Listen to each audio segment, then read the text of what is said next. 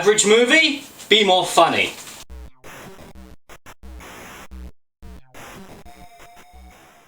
Hi, I'm Daniel, and this is a dunking of absolutely anything, starring not only Robin Williams in his final film role, but the cream of British comedic talent, including Monty freaking Python.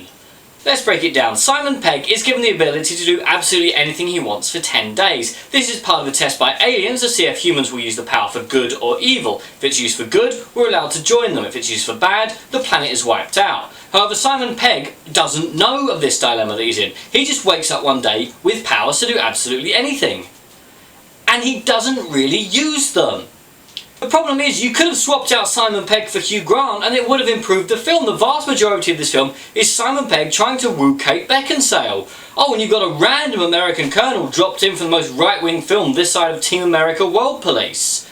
Robin Williams voices a dog, Dennis, who Simon Pegg gives the ability to speak to. And yet, he's got some funny lines, but this is just chuckling. For crying out loud, Douglas Adams worked on this script. Douglas Adams of Hitchhiker's Guide to the Galaxy. You'd think if anyone was going to get outer space comedy right, it would be Douglas freaking Adams. This film feels like it's being made on a budget of a few £100. Simon Pegg's ability, literally the ability to do absolutely anything you want, is underused to a criminal extent. You could have stripped out his powers. You could have stripped out the American colonel, swapped Simon Pegg for Hugh Grant, and there you go. Boof, Notting Hill sequel, you're going to make a fortune every Valentine's Day. The Monty Python boys, they're not funny. These guys made the two funniest films in history. The film feels cheap. As in, this is a £500 student film that they're trying to make the best out of, but at the end of the day, you can tell when something is low budget, and it's good that a low budget film is reaching for the stars. But even so, this film feels ridiculously low budget and cheap. And when he does use his powers for more than just cheap parlour tricks around the house to try and affect things on a global scale, it's still small. And the film gives away a lot in the trailers. This film is 85 minutes long. And even then, it feels stretched.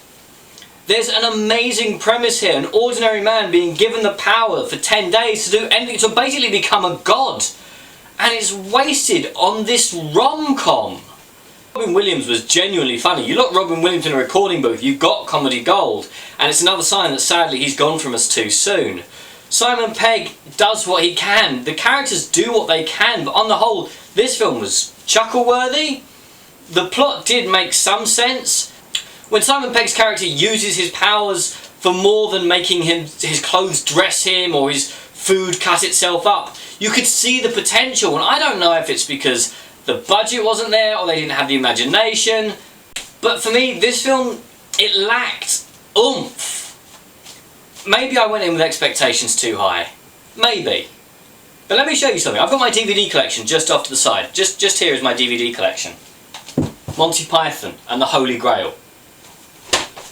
This film, hysterical.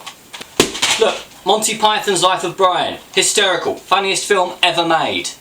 This film, chuckle-worthy. It feels like they were given this great golden idea and they only got copper out of it. The film almost Mad Maxes Simon Pegg in order for Kate Beckinsale's character to come through.